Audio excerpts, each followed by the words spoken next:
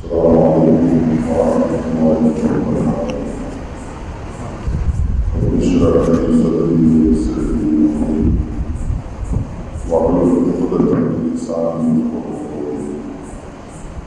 الحمد لله رب العالمين والصلاة والسلام على سيد المرسلين وعلى آله وصحبه أجمعين. أما بعد، فقد قال الله سبحانه وتعالى في القرآن العظيم والفرقان المجيد: فأقيموا الصلاة وآتوا الزكاة وأقرضوا الله قرضا حسنا وما تقدموا لأنفسكم من خير تجدوه عند الله هو خيرا وأعظم أجرا واستغفروا.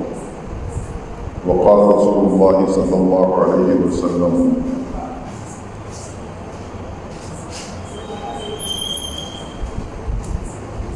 وإيتاء الزكاة وصيام رمضان والحج إلى آخر الحديث، وكما قال صلى الله عليه وسلم. அன்புமிக்க அருமை பெரியவர்களே, அன்பார்ந்த அருமை சகோதரர்களே,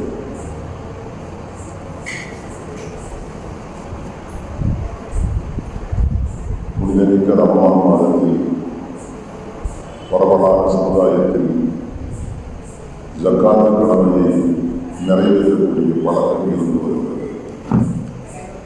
இஸ்லாத்தின் கடமையான ஜக்காத்தை ரமலான் மாதத்தில் தான் கொடுக்க வேண்டும் என்ற கட்டாயம் இல்லை. எப்போது வருடம் முடிந்து கடமை ஏற்படுகிறதோ அப்போதே கொடுத்து விடுவது நல்லது. ஆனாலும் சமுதாயத்தில் ரமலானில் கொடுக்கின்ற ஒரு பழக்கம் பரவலாக இருப்பதால் ஜக்காத்தை பற்றிய ஒரு சுருக்கமான விளக்கத்தை நாம் தெரிந்து கொள்வோம். அன்புக்குரியவர்களே, ஜக்காத்து என்பது தீனுல் இஸ்லாத்தில் ஒரு கட்டாய கடமை. எப்படி தொழுகை, நோன்பு, ஹஜ்ஜு போன்றவை அடிப்படை கடமைகளோ அதுபோன்று ஜக்காத்து என்பதும் அடிப்படையான ஒரு கடமை. தீனுல் இஸ்லாத்தின் 5 கடமைகளில் ஒரு முக்கியமான கடமை. ஏறத்தாழ அல்லாஹ் ரப்பல் ஆலமீன் குர்ஆனிலே 32 இடங்களில் ஜக்காத்தையும் தொழுகையையும் சேர்த்து இரண்டையும் முறையாக நிறைவேற்றுங்கள் என்ற செய்தியை அல்லாஹ் குறிப்பிடுகின்றார். இந்த ஜக்காத்தை எத்தனை அழுத்தமான கடமை என்பதற்கு ஒரே ஒரு விளக்கம்: எப்படி தொழுகையை ஒருவன் மறுத்தால், நோன்பை மறுத்தால், ஹஜ்ஜை மறுத்தால் அவன் இஸ்லாத்தை விட்டு வெளியேறிய முர்த்தத்தாக காஃபிராக ஆகுவானோ, அதே போன்று ஒரு மனிதன் ஜக்காத்து கடமையை மறுத்தான் என்று சொன்னால் அவன் இஸ்லாத்தை விட்டு வெளியேறிவிட்ட முர்த்தத்தாக கருதப்படுவான். ஜக்காத்து கடமையை முறையாக நிறைவேற்றுகின்ற காரணத்தால் அவனுக்கு வறுமையிலே மகத்தான கூலி இருக்கிறது. உலகத்திலே அல்லாஹ் ரப்பல் ஆலமீன் அவனுடைய செல்வத்துக்கு பாதுகாப்பு தருகின்றான். அவனுக்கு வருகின்ற ஆபத்துகளை விட்டும் அல்லாஹ் அவனை பாதுகாப்பு செய்கின்றான். ஜக்காத்து கொடுத்தது போக மீதமுள்ள தொகை பரிசுத்தமானதாக மாறுகிறது. இன்னும் ஜக்காத்தின் மகத்துவம் சிறப்பு என்று பார்க்கிற போது பல செய்திகள். ஆனாலும் இப்போது நமக்கு ஜக்காத்தை பற்றிய சில அடிப்படை கணக்குகளை தெரிந்து கொள்ள வேண்டியிருப்பதால் அதற்கு முக்கியத்துவம் கொடுத்து நாம் உள்ளே செல்கின்றோம். அன்புக்குரியவர்களே, தீனுல் இஸ்லாத்தில் ஜக்காத்து 4 விஷயங்கள் மீது மட்டும்தான் கடமையாக்கப்பட்டிருக்கிறது. ஒரு மனிதனுக்கு சொந்தமான உடைமைகளில் இந்த 4 வகைப்பட்ட செல்வங்கள் மீது மட்டும்தான் ஜக்காத்து கடமை. ஒன்று, பூமியில் இருந்து விளைந்து வருகின்ற விளைச்சல். அந்த விளைச்சலை 2 வகையாக மாற்ற முடிகிறது. வானம் பார்த்த பூமி, நாம தண்ணீர் இறைத்து பயிர் வச்சுகளை விளைவிக்க செய்த பூமி என்று 2ஆக வகுத்து வானம் பார்த்த பூமியை ஜக்காத்து சற்று அதிகமாக, 20 மூட்டை என்றால் 1 மூட்டை. 10 மூட்டை என்றால் 1 மூட்டை. வானம் பார்க்க பூமியாக இருந்தால் 10 மூட்டைக்கு 1 மூட்டை. ஆனால் நாம தண்ணீர் இறைத்து செலவு செய்து அந்த பயிர் வச்சுகளை விளைவிக்கின்றோம் என்று சொன்னால் 20 மூட்டைகளுக்கு 1 மூட்டை. ஒரு தோட்டத்தில் இருந்து அறுவடை செய்யப்பட்டது 20 மூட்டைகள் என்று சொன்னால் அதை 1 மூட்டை கொடுத்தால் போதும். இது சம்பந்தப்பட்ட கூடுதலான விளக்கங்கள் நமக்கு இப்போது தேவையில்லை. காரணம், நம்மில் யாரும் ஒரு விவசாயம் செய்து அறுவடை செய்து மகசூல் பார்க்கின்ற பழக்கம் இப்போது இல்லை. ஆகவே அதை பற்றி நாம் முடிவாக பார்க்க வேண்டிய தேவை. அடுத்து 2வது மார்க்கம் ஜக்காத்தை கடமையாக்குவது கால்நடைகள். கால்நடைகள் என்று சொல்ற போது ஆடு, மாடு, ஒட்டகை இந்த 3 மட்டும்தான் மார்க்கம் ஜக்காத்தை கடமையாக்கி இருக்கிறது. ஆடு என்று சொல்கிற போது வெள்ளாடு, செம்மறி ஆடு 2 வரும். மாடு என்று சொல்கிற போது சாதாரண மாடு வரும், எருமை வகையை சார்ந்த மாடுகளும் வரும். 2 மீதும் கடமையாக இருக்கிறது. இவையெல்லாம் ஒரு குறிப்பிட்ட எண்ணிக்கையில் வர வேண்டும். ஒட்டகை 5 ஒட்டகை இருக்க வேண்டும், மாடு 30 மாடுகள் இருக்க வேண்டும், ஆடுகள் 40 இருக்க வேண்டும். அப்போதுதான் அவற்றின் ஜக்காத்து கடமை என்று மார்க்கம் சொல்வது. இதை பற்றி உண்டான விரிவான செய்தி நமக்கு தேவையில்லை. காரணம், இப்போது நம்ம யாரிடத்தையும் அந்த அளவுக்கு ஆடு, மாடு, ஒட்டகை இருப்பதில்லை. ஆகவே அதை பற்றியும் விட்டுவிட்டு அடுத்து நாம் முக்கியமான செய்திக்கு வருகின்றோம். இதுதான் இந்த சமுதாயத்தில் தேவையான விஷயம். அன்புக்குரியவர்களே, அதுதான் நகை நட்டுகள், தங்கம், வெள்ளி இவற்றிலே ஜக்காத்து கடமை. தங்கம் வெள்ளியை பொறுத்த மட்டில் மார்க்கம் கட்டாயம் அதிலே ஜக்காத்து கொடுக்க வேண்டும் என்று வலியுறுத்துகிறது. ஒரு மனிதன் தங்கம் வெள்ளியை வைத்துக் கொண்டு ஜக்காத்து கொடுக்காமல் தடுத்துக் கொண்டான் என்று சொன்னால், நாளை மறுமையில் அவன் எந்த தங்கத்தையும் வெள்ளியையும் ஜக்காத்து கொடுக்காமல் தடுத்து வைத்துக் கொண்டிருந்தானோ அதை நரகத்து நெருப்பிலே போட்டு பழுக்கு காய்ச்சியதற்கு பின் அவனுடைய நெற்றி, அவனுடைய விழாப்புறம், அவனுடைய முதுகுகளில் சூடு போடப்படும் என்று அல்லாஹ் சொல்கின்றான். வல்லதீன யக்னிஸூன ذهب والفضة ولا ينفقونها في سبيل الله. தங்கத்தையும் வெள்ளியையும் சேமித்து வைத்துக் கொண்டு அல்லாஹ்வுடைய பாதையில் யார் செலவு செய்யாமல் இருக்கின்றார்களோ, நபியே வபஷிர்ஹும் பிஅதாபின் அலீம், அவர்களுக்கு துன்புறுத்தும் வேதனை உண்டு என்ற செய்தியை சொல்லுங்கள்.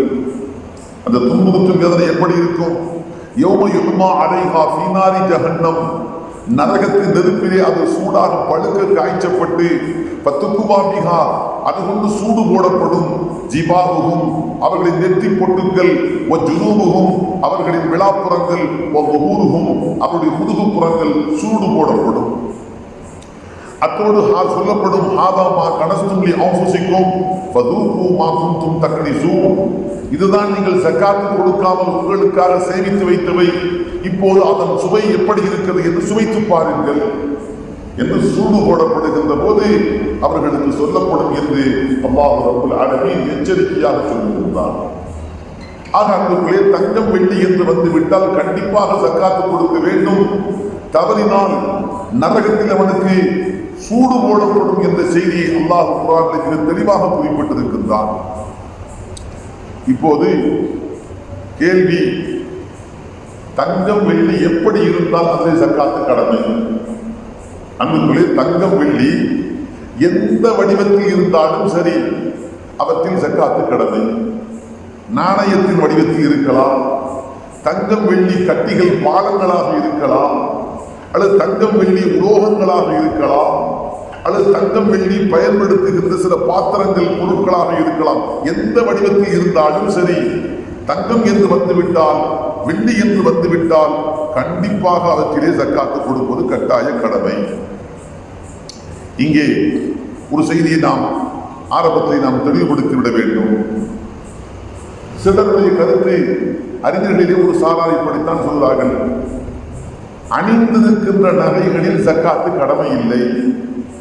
குறிப்பாக ஷாஃபி மதுஹபை பொறுத்தமட்டில் இந்த செய்தி சொல்லப்பட்டிருக்கிறது. அணிந்திருக்கின்ற ஆபரணங்களில் ஜக்காத்து கொடுக்க வேண்டிய அவசியம் இல்லை. இப்படி சொல்லப்பட்டிருந்தாலும் ஹதீஸையும் குர்ஆனையும் அடிப்படையாக கூட நாம் சிந்தித்து பார்க்கின்ற போது அணிகின்ற அணியாத என்ற பாகுபாடு இல்லாமல் எல்லாவற்றிலேயும் ஜக்காத்து கொடுக்க வேண்டும் என்பதைத்தான் சரியான கருத்தாக நாம் காண முடிகிறது. அல்லாஹ் ரப்பல் ஆலமீன் சொல்கிற போது தங்கம் வெள்ளியை சேமித்து வைத்தவர்கள் என்று பொதுப்படையாக சொன்னான். அல்லாஹ் ரப்பல் ஆலமீன் அங்கே அணிகின்ற ஆபரணத்துக்காக சேமித்து வைக்கப்பட்டதை தவிர்த்துவிட்டு அணியாமல் வைத்திருக்கின்ற நகைகளுக்கு ஜக்காத்து கொடுக்காமல் இருந்தால் அவன் குற்றவாளி என்று அல்லாஹ் பாகுபடுத்தி சொல்லவில்லை, பொதுவாகத்தான் சொல்லுகின்றான். அது அணிகின்ற ஆபரணத்தையும் எடுத்துக்கொள்ளும், அணியாத ஆபரணங்களையும் எடுத்துக்கொள்ளும். அதே போன்று அல்லாஹ்வின் திருத்தூதர் ஸல்லல்லாஹு அலைஹி வஸல்லத்தினுடைய சுன்னாக்களை பார்க்கின்றோம். அவர்களும் அணிந்திருக்கின்ற ஆபரணங்களிலேயே ஜக்காத்து கடமை என்பதை வலியுறுத்துகின்றார்கள். ஒருமுறை அன்னை ஆயிஷா ரலியல்லாஹு அன்ஹா இந்த செய்தியை நமக்கு அறிவிக்கின்றார்கள். அருமை நாயகம் ஸல்லல்லாஹு அலைஹி வஸல்லம் அவர்களின் திருச்சபைக்கு ஒரு பெண் வருகின்றார். அவரோடு அவருடைய மகளும் சேர்ந்து வருகின்றார். அந்த மகளுடைய கையிலே நல்ல பருமனான 2 காப்புகள் அணியப்பட்டிருந்தது. காப்புக்களை அணிந்த வண்ணமாக மகளை அழைத்து வந்திருக்கின்றார். அல்லாஹ்வின் திருத்தூதர் ஸல்லல்லாஹு அலைஹி வஸல்லம் அவர்களின் பார்வை அந்த சிறுமியின் கைகளிலே இருந்த அந்த பருமனான தங்க காப்புகளின் பக்கம் செல்கிறது. அடுத்த வினாடி பெருமானார் கேட்டது, அத்துஅதீன ஸகாத்த ஹாதா, பெண்ணே இந்த காப்புகளுக்கு உண்டான ஸகாத்தை நீ கொடுத்து வருகின்றாயா என்று கேட்டார்கள். இங்கே உன்னிப்பாக கவனிக்க வேண்டிய செய்தி, கையிலே அணிந்திருந்த நகை, வீட்டிலே பூட்டி வைத்திருந்த நகையை பார்த்து அல்லாஹ்வின் திருத்தூதர் கேட்கவில்லை. கையிலே மகளுக்கு அணிவிக்கப்பட்ட நிலையில் அழைத்து வந்திருக்கின்றார். கையிலே தான் அந்த சிறுமி அந்த நகையை அணிந்திருக்கின்றார். அந்த நகையை பார்த்துத்தான் அல்லாஹ்வின் திருத்தூதர் கேட்டார்கள், இதற்கான ஸகாத்தை நீ கொடுத்து வருகின்றாயா? அப்போது அந்த பெண் சொன்னார், லா, இல்லை யா ரசூலல்லாஹ் என்று உள்ளதை சொன்னார். உடனே அருமை நாயகம் ஸல்லல்லாஹு அலைஹி வஸல்லம் அந்த பெண்ணிடத்தில் கேட்டார்கள், அயஸுருகி அன் யுஸப்பிரகி அல்லாஹு பிஹிமா யௌமல் கியாமத்தி சிவாரைனி மின் நார், இந்த 2 காப்புகளுக்கு பகரமாக நரகத்து நெருப்பாலான 2 காப்புகள் உன் மகளுடைய கையில் கூட்டப்பட வேண்டும் என்று நீ ஆசைப்படுகின்றாயா? என்ன பொருள்? உன் மகளுடைய கைகளில் இருக்கின்ற இந்த காப்புகளுக்கு நீ ஸகாத்து கொடுக்காவிட்டால் அதற்கு தண்டனையாக நாளை மறுமையில் இந்த கரங்களில் நரகத்து நெருப்பாலான 2 காப்புகள் அணிவிக்கப்படும் என்ற செய்தியை அல்லாஹ்வின் திருத்தூதர் ஸல்லல்லாஹு அலைஹி வஸல்லம் எச்சரிக்கையாக சொன்னார்கள். இந்த வார்த்தையை கேட்டவுடன் அந்த பெண் நடுங்கி போய்விட்டார். என்ன செய்தார்? ஃபஹலஅத்துஹுமா ஃபஅல்கத்ஹா இலா நபி ஸல்லல்லாஹு அலைஹி வஸல்லம், தன்னுடைய மகளின் கரத்தை பிடித்தார், 2 காப்புகளையும் கலட்டினார். அல்லாஹ்வின் தூதருக்கு முன்பாக வைத்துவிட்டு சொன்னார், ஹுமா லில்லாஹி வ ரசூலிஹி, இதோ இந்த 2ம் அல்லாஹ் ரசூலுக்காக நான் ஒப்படைத்து விட்டேன். என்ன பொருள்? நாயகமே, நாளை மறுமையில் நரகத்து நெருப்பாலான காப்புகளாக மாற்றப்பட்டு தண்டனைக்கு இது காரணமாக ஆகும் என்று சொன்னால் இந்த காப்புகள் என் பிள்ளைக்கு வேண்டாம், இதோ கலட்டி கொடுத்து விட்டேன், தாங்கள் விரும்புகின்ற முறையில் அல்லாஹ்வுடைய பாதையில் இதை செலவு செய்து விடுங்கள் என்ற அர்த்தத்தில் அந்த தாய் கலட்டி கொடுத்து விட்டார். அஹ்மதில் அறிவிக்கப்பட்டிருக்கிறது. அபூதாவூத் ரஹ்மத்துல்லாஹி அலைஹி அறிவிக்கின்றார்கள், நஸை ரஹ்மத்துல்லாஹி அலைஹி அறிவிக்கின்றார்கள், திருமிதி ரஹ்மத்துல்லாஹி அலைஹி அறிவிக்கின்றார்கள். புலூகுல் மராம் என்ற கிதாபிலே இடம்பெற்றிருக்கிறது. இஸ்னாதுஹு கவியுன், சிலர் பேசுவார்கள் இது ஒரு பலவீனமான ஹதீஸ் என்று, தெள்ளத் தெளிவாக சொல்லப்பட்டிருக்கிறது. இஸ்னாதுஹு கவியுன், இதன் அறிவிப்பாளர் தொடர் மறுக்க முடியாத உறுதி வாய்ந்த தொடராக இருக்கிறது. அதே போன்று இன்னொரு செய்தி, அதாவது அணிகின்ற ஆபரணத்தில் ஸகாத்து கடமை என்று சொல்வதற்கு இன்னொரு சின்ன உதாரணம். ஒரு நாள் அல்லாஹ்வின் திருத்தூதர் ஸல்லல்லாஹு அலைஹி வஸல்லம் வெளியிலே போய்விட்டு வீட்டுக்கு வருகிறார்கள். வந்தவுடன் பார்க்கிறார்கள், அன்னை ஆயிஷா ரலியல்லாஹு அன்ஹா அவர்களின் கரங்களில் சில ஆபரணங்கள், என்னுடைய கரங்களை ஆயிஷா ரலியல்லாஹு அன்ஹா அறிவிக்கின்றார்கள், பெருமானார் வீட்டுக்கு வந்தவுடன் பார்க்கிறார்கள், என்னுடைய கைகளிலே சில ஆபரணங்கள் அணிந்திருந்து, அதுவும் தங்க ஆபரணங்கள், வெள்ளியாலான ஆபரணங்கள். அதை பார்த்தவுடன் பெருமானார் கேட்டார்கள், மாஹாதா, ஆயிஷா இது என்ன என்று கேட்டார்கள். அப்போது நான் சொன்னேன், சனஅத்து ஹுன்ன அத்தஸய்யரு லக யா ரசூலல்லாஹ், அல்லாஹ்வின் திருத்தூதரே, உங்களுக்காக என்னை நான் அலங்காரப்படுத்திக் கொள்ள வேண்டும், அதற்காக நான் இதை அணிந்திருக்கின்றேன். பொருள், என்னுடைய அன்பு கணவர் நீங்கள், உங்களுடைய மனைவி நான், உங்களுடைய பார்வையில் நான் பார்ப்பதற்கு அலங்காரத்தோடு காட்சி தர வேண்டும். அதற்காக நான் என்ன செய்ய என்று சிந்தித்த போது என்னிடத்தில் இருந்த அந்த உலோகத்தை, வெள்ளியை ஆபரணங்களாக செய்து என் அலங்காரத்திற்காக, உங்களுக்கு நான் அலங்காரமாக தோற்றம் தர வேண்டும் என்பதற்காக நான் அணிந்திருக்கின்றேன் என்று சொன்னார்கள். அப்போது அல்லாஹ்வின் திருத்தூதர் அணிந்திருக்கின்ற நகையை பார்த்து உன்னிப்பாக அழுத்தமாக இந்த செய்தியை மீண்டும் நினைவில் கொள்ள வேண்டும். நீ ஆயிஷா ரலியல்லாஹு அன்ஹா கையிலே அணிந்திருக்கின்ற அந்த நகையை பார்த்து தான் அல்லாஹ்வின் தூதர் கேட்டார்கள், அத்து அத்தீன ஸகாத்தஹுன்ன, ஆயிஷா இதற்கான ஸகாத்தை நீ நிறைவேற்றி நீ கொடுத்து வருகின்றாயா என்று கேட்டார்கள். அப்போது நீ ஆயிஷா ரலியல்லாஹு அன்ஹா சொன்னார்கள், நாயகமே நான் கொடுக்கவில்லை என்றார்கள். இந்த வார்த்தையை கேட்டவுடன் அல்லாஹ்வின் திருத்தூதர் சொன்னார்கள், ஹஸ்புகி மினன் நார், உனக்கு நரகத்துக்கு இது போதும். சுருக்கமான வார்த்தை, ஹஸ்புகி உனக்கு போதும், மினன் நார் நரகத்துக்கு இது உனக்கு போதும். என்ன பொருள்? ஜக்காத்து கொடுக்காமல் நீ இந்த நகைகளை அணிவது மட்டுமே போதும் உன்னை நரகத்தில் கொண்டு போய் சேர்ப்பதற்கு. ஆம், நரகத்தில் கொண்டு போய் சேர்ப்பதற்கு இது ஒன்றே போதுமான பாவம், போதுமான குற்றம். அல்லாஹ்வின் திருத்தூதர் ஸல்லல்லாஹு அலைஹி வஸல்லம் மிக கடுமையாக சொன்னார்கள். அன்புகளே, இந்த ஹதீஸ் அபூ தாவூத், பைஹகி, ஹாக்கிம் இவர்களுடைய கிதாபுகளில் அறிவிக்கப்பட்டிருக்கிறது. இது புகாரி, முஸ்லிமுடைய ஷர்த்து, இரண்டு பேருடைய நிபந்தனையை பெற்ற ஹதீஸ். அது மட்டுமல்ல, ஹதரத் இப்னு ஹஜர் ரஹ்மத்துல்லாஹி அலைஹி தல்ஹீஸ் என்ற கிதாபிலே குறிப்பிடுகிறார்கள், இது அலா ஷர்த்தி ஸஹீஹ், ஸஹீஹுடைய நிபந்தனையை பெற்றிருக்கிறது. இப்னு தகீக் ரஹ்மத்துல்லாஹி அலைஹி குறிப்பிடுகின்றார்கள், இது அலா ஷர்த்தி முஸ்லிம், முஸ்லிம் ரஹ்மத்துல்லாஹி அலைஹி ஒரு சஹீஹான ஹதீஸுக்கு என்ன நிபந்தனை விதித்தார்களோ அந்த எல்லா நிபந்தனைகளையும் உட்கொண்டிருக்கிறது. ஆதாரப்பூர்வமான செய்தி இங்கே தெளிவாக நமக்கு புரிகிறது. அல்லாஹ்வின் திருத்தூதர் அணிந்திருக்கின்ற ஆபரணத்துக்கு தான் இந்த கடும் வார்த்தையை சொன்னார்கள். இத்தனைக்கும் ஆயிஷா ரலியல்லாஹு அன்ஹா சாமானியப்பட்ட நபர் அல்ல, பெருமானாருடைய அன்பு மனைவி. இந்த உம்மத்துக்கு பெண்களிலேயே அதிகமான ஹதீஸை அறிவித்த ஒரு மாபெரும் ஹதீஸுக்களை வல்லுனர் முஹத்தீஸ், சட்ட மேதை, சிறந்த வணக்கசாலி, எத்தனையோ சிறப்பு அம்சங்களை பெற்றவர்கள். ஆனாலும் அல்லாஹ்வின் திருத்தூதர் அவற்றை எல்லாம் ஒதுக்கி வைத்துவிட்டு அணிந்திருக்கின்ற நகைக்கு ஜக்காத்து கொடுக்கவில்லை என்றால் இதுவே நரகத்தில் கொண்டு போய் கவிழ்த்துவதற்கு போதும் என்ற கடும் வார்த்தையை எச்சரிக்கையாக அல்லாஹ்வின் தூதர் குறிப்பிடுகின்றார்கள். அதே போன்ற இன்னொரு செய்தியை பார்க்கின்றோம். பெருமானாருடைய மற்றொரு மனைவி அன்னை உம்மு ஸலமா ரலியல்லாஹு அன்ஹா அவர்களிடத்தில் அணிந்து கொள்வதற்காக சில ஆபரணங்கள் வைத்திருந்தார்கள், தங்கத்தால் ஆன ஆபரணங்கள். ஒரு நாள் அவர்களுக்கு ஒரு சந்தேகம். அல்லாஹ் குர்ஆனில் குறிப்பிடுகிறானே, எப்படி வல்லதீன யக்னிஸூன ذهب والفضة, தங்கத்தையும் வெள்ளியையும் யார் கன்சு சேமித்து வைக்கின்றார்களோ, ஜகாத்து கொடுக்காமல் யார் சேமித்து வைக்கின்றார்களோ அது நரகத்தில் சூடேற்றப்பட்டு சூடு போடப்படுவதற்கு, நெற்றியிலும் விழாப்புறத்திலேயும் முதுகுப்புறத்திலேயும் சூடு போடப்படுவதற்கு காரணமாக ஆகும் என்று அல்லாஹ் சொல்கிறானே, நான் வைத்திருக்கின்ற அணிவதற்காக வைத்திருக்கின்ற இந்த ஆபரணங்கள் அல்லாஹ் எச்சரிக்கின்ற அந்த கன்சு நரகத்தில் சூடேற்றப்படுகின்ற அந்த பொக்கிஷம் இந்த வார்த்தைக்குள் வருமா என்று கேட்டார்கள்.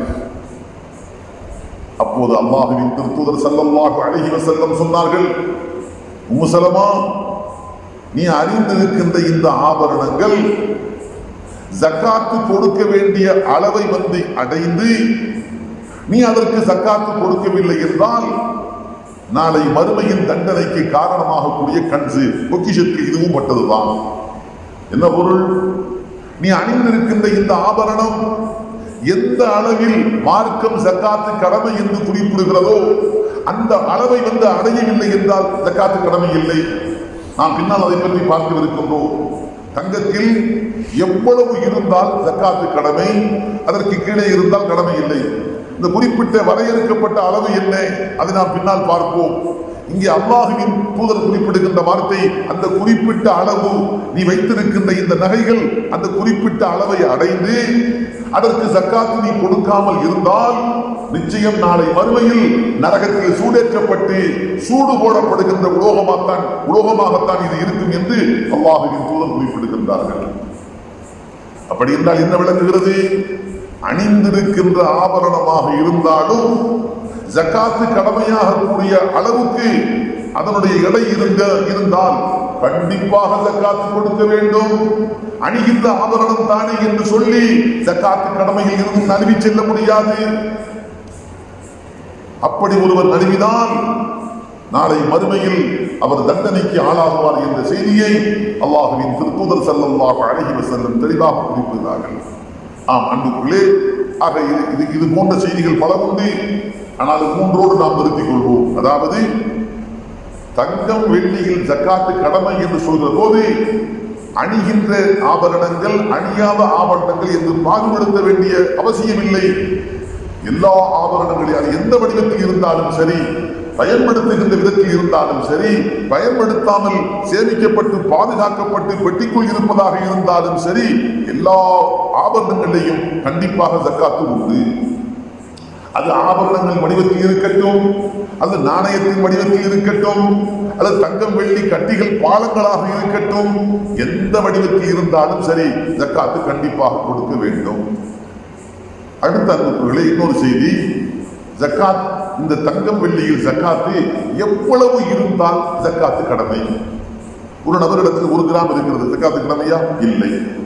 10 கிராம் இருக்கிறது, கடமையா? இல்லை. எவ்வளவு இருக்க வேண்டும்? 85 கிராம். இன்றைய நிலையில் 85 கிராம் ஒரு நபரிடத்தில் அந்த அவர் வைத்திருக்கின்ற தங்கத்தின் எடை இருக்க வேண்டும். 85 கிராம் என்றால் 8 கிராம் என்பது 1 பவுன். அப்ப 10 பவுன் என்பது 80 கிராம். அடுத்து 5 4 என்பது அரை பவுன், 80 10.5 பவுன். அடுத்து 1 கிராம். 10.5 பவுனும் 1 கிராமும் ஒரு நபரிடத்தில் இருந்தால்தான் ஜக்காத்து கடமை. 85 கிராமை விட குறைவாக இருந்தால் அவர் மீது ஜக்காத்து கடமை இல்லை. இதை தெளிவாக புரிந்து கொள்ள வேண்டும். அடுத்து வெள்ளியாக இருந்தால் 595 கிராம் அவரிடத்தில் வெள்ளி இருக்க வேண்டும். 595 கிராமுக்கு 1 கிராம் கம்மி என்று வைத்துக் கொள்ளுங்கள், குறைவு என்று வைத்துக் கொள்ளுங்கள், அவருக்கு ஜக்காத்து கடமை இல்லை. அன்புகளை தெளிவாக புரிந்து கொள்ள வேண்டும். 85 கிராம் தங்கம் இருந்தால்தான் அவர் மீது ஜக்காத்து கடமை. வெள்ளியில் 595 கிராம் அவரிடத்தில் வெள்ளி இருந்தால் தான், எந்த பொருளாக இருக்கட்டும், எந்த வடிவத்தில் இருக்கட்டும், 595 கிராம் எடை வெள்ளி இருந்தால் தான் அந்த வெள்ளியில் ஜக்காத்து கடமையாகும். அடுத்த கேள்வி, 85 கிராம் இருந்தாலே உடனே ஜக்காத்து கொடுக்க வேண்டுமா? 595 கிராம் வெள்ளி இருந்தால் உடனே ஜக்காத்து கொடுக்க வேண்டுமா? இல்லை. அந்த 85 கிராம் வந்து 1 வருடம் பூர்த்தியாக இருக்க வேண்டும். உதாரணத்திற்கு ஒருவர் 85 கிராம் சென்ற வருடம் ரமலான் முன்னிலே விலை கொடுத்து வாங்கினார், அல்லது அன்பளிப்பாக கிடைக்க பெற்றது, அல்லது தாயிடமிருந்து வாரிசு வராசத்து என்ற அடிப்படையில் கிடைக்க பெற்றது, அல்லது கணவன் வாங்கி சொந்தமாக்கி கொடுத்தார், ஏதோ ஒரு ரூபத்தில் அவருக்கு சொந்தமாக வந்தது, அதில் இருந்து சரியாக 1 வருடம் பூர்த்தியாகி விட்டது. 85 கிராம் வந்து அது 1 வருடம் பூர்த்தியாக தன் கையில் இருந்திருந்தால் இப்போது 1 வருடத்துக்கு பின்பாகத்தான் அது மீது ஜக்காத்து கடமை. அதே போலதான் வெள்ளியும் 595 கிராம் வெள்ளி அவருக்கு சொந்தமாக இருந்து அது 1 வருடம் முழுவதும் அவர் கையிலே இருந்து 1 வருடம் பூர்த்தியாகிவிட்டால் இப்போது அதிலே ஜக்காத்து கடமை. என்ன பொருள்? 85 கிராம் இருந்தாலும் 11 மாதங்கள் தான் முழுமையாகி இருக்கிறது, இன்னும் 12 மாதங்கள் 1 வருடம் பூர்த்தியாகவில்லை, இப்போது கொடுக்க வேண்டுமா என்று கேட்டால் தேவையில்லை. வருடம் பூர்த்தியாகவில்லை, வருடம் பூர்த்தியாக வேண்டும். இந்த இடத்தில் ஒரு முக்கியமான ஒரு குறிப்பை கவனிக்க வேண்டும். வருடம் என்று நாம் சொல்கிற போது ஆங்கில வருடத்தை நாம் குறிப்பிடவில்லை. போன வருடம் ஜனவரி மாதம் 1ஆம் தேதி இருந்தது. அடுத்த வருடம் ஜனவரி மாதம் 1ஆம் தேதி வந்தால் தான் ஜக்காத்து கடமை இல்லை. அரபி கணக்கு பார்க்க வேண்டும். காரணம், சென்ற வருடம் ஜனவரி மாதம் 1ஆம் தேதி அவர் கையிலே இருந்தது என்றால் அடுத்த வருடம் ஜனவரி மாதம் வருவதற்கு சில நாட்களுக்கு முன்பாகவே அவர் மீது ஜக்காத்து கடமையாகிவிடும். காரணம், ஆங்கில வருடம் ஒரு வருடம் பூர்த்தியாவதற்கு முன்பே சந்திர கணக்குப்படி, பிறை கணக்குப்படி ஒரு வருடம் என்பது முன்பாகவே பூர்த்தியாகிவிடும். ஆக அந்த அடிப்படையில் பிறை கணக்கின்படி வருடத்தை பார்க்க வேண்டுமே அல்லாமல் சூரிய கணக்குப்படி, ஆங்கில கணக்குப்படி வருடம் பூர்த்தியாகிவிட்டதா இல்லையா என்பதை பார்க்க கூடாது. ஆக அன்புக்குள்ளே ரமதான், சென்ற வருடம் ரமதான் பிறை 1 அவரிடத்தில் 85 கிராம் இருந்தது. இப்போது ரமதான் 1 பிறந்து விட்டது என்று சொன்னால் ஜக்காத்து கடமையாகிவிட்டது. கண்டிப்பாக அவர் ஜக்காத்து கொடுக்க வேண்டும். அடுத்த அன்புக்குள்ளே 3வது செய்தி, எவ்வளவு ஜக்காத்து கொடுக்க வேண்டும்? ஜக்காத்து 85 கிராமுக்கு ஜக்காத்து கொடுக்க வேண்டும். ஒரு வருடம் பூர்த்தியாகிவிட்டால் கொடுக்க வேண்டும். எவ்வளவு கொடுக்க வேண்டும்? 40இல் ஒரு பாகம். அவரிடத்தில் எவ்வளவு நகை இருக்கிறதோ, எவ்வளவு எடை இருக்கிறதோ அந்த எடையில் 40இல் ஒரு பாகம். புரியும்படியாக சொன்னால் 40 பவுன் இருந்தால் 1 பவுன் ஜக்காத்து கடமை. 80 பவுன் இருந்தால் 2 பவுன் ஜக்காத்து கடமை. 100 பவுன் இருந்தால் 2.5 பவுன் ஜக்காத்து கடமை. வெறும் 20 பவுன் இருந்தால் 1/2 பவுன் ஜக்காத்து கடமை. 10 பவுன் இருந்தால் 10 பவுனுடைய ஜக்காத்து கடமை இல்லை. 10.5 பவுன் 1 கிராம், அப்போதுதான் 85 கிராம் வருகிறது. 10 கிராம் மட்டும் இருந்தால் 10 பவுன் மட்டும் இருந்தால் அவருக்கு ஜக்காத்து கடமை இல்லை. 10.5 பவுனும் 1 கிராமும் அவரிடத்தில் இருந்தால்தான் 85 கிராமை வந்து அடையும். ஆகவே 85 கிராமை வந்து அடைகின்ற போதுதான் அவர் மீது ஜக்காத்து கடமை. ஆக இப்படி 40இல் ஒரு பாகம், 20 பவுனுக்கு 1/2 பவுன், 40க்கு 1, 80 பவுனுக்கு 2 பவுன், 100 பவுனுக்கு 2.5 பவுன் என்று ஜக்காத்தை நாம் கொடுக்க வேண்டும். அதே போன்று வெள்ளியையும் எடுத்துக் கொள்ளுங்கள். 595 கிராமை 40ஆல் வகுத்து என்ன வருகிறதோ அதுதான் அந்த குறிப்பிட்ட அளவுக்கு நாம் ஜக்காத்தாக கொடுக்க வேண்டிய அளவு. அடுத்த அன்புகளே, இன்னொரு செய்தி, இந்த காலத்தில், ஒரு காலத்தில் தங்கம் வெள்ளிதான் நாணயமாக மனிதன் பொருட்களை வாங்குவதற்கும் விற்பதற்கும் நாணய பரிவர்த்தனைக்கு பயன்பட்டது. ஆனால் ஒரு குறிப்பிட்ட காலத்துக்கு பின்பாக தங்கத்தையே நேரடியாக கொடுத்து பரிமாற்றம் செய்வது சிரமம் என்ற காரணத்தால் அரசாங்கம் அந்த தங்கத்தை பாதுகாப்பாக வைத்துக் கொண்டு அதற்கு பகரமாகத்தான் இந்த காகித பேப்பர்களை காசு பணமாக வெளியிட்டது. அதை கையெழுத்து போட்டிருப்பார் ஜனாதிபதி, நான் இதற்கு 1000 ரூபாய் இது பெருமானம் உள்ளது என்பதற்கு நான் சான்று தருகிறேன் என்று கையொப்பமிட்டிருப்பார். ஆக இப்போது தங்கம் வெள்ளியில் எப்படி ஜக்காத்து கடமையோ அதே போன்று நாம் வைத்திருக்கின்ற கரன்சி நோட்டுகள் அதிலேயும் ஜக்காத்து கடமை. காரணம், அது தங்கம் வெள்ளிக்கு பகரமாகத்தான் நாட்டிலே பயன்படுத்தப்படுகிறது. ஆகவே இது தங்கம் வெள்ளி இல்லை என்று ஒதுக்க முடியாது. சேமித்து வைத்திருக்கின்ற காசு பணத்துக்கும் ஜக்காத்து கொடுக்க வேண்டும். அப்படி என்றால் கேள்வி, காசு பணம் தங்கத்தை பொறுத்த மட்டில் 85 கிராம் இருந்தால் ஜக்காத்து கொடுக்க வேண்டும். வெள்ளியை பொறுத்த மட்டில் 595 கிராம் இருந்தால் ஜக்காத்து கொடுக்க வேண்டும். காசு பணத்தை பொறுத்த மட்டில் 595 கிராம் வெள்ளி இன்றைய மார்க்கெட்டில் என்ன விலையோ அதே விலை ரொக்கமாக இருந்தால் அவர் மீது ஜக்காத்து கடமை. அநேகமாக நான் இன்று நினைக்கிறேன் 74 ரூபாய் 50 பைசா 1 கிராம் வெள்ளி. 75 ரூபாய் கணக்கு, 75 595 அன்புகளே, இன்றைய மார்க்கெட் விலை 1 கிராம் வெள்ளி 75 ரூபாய்.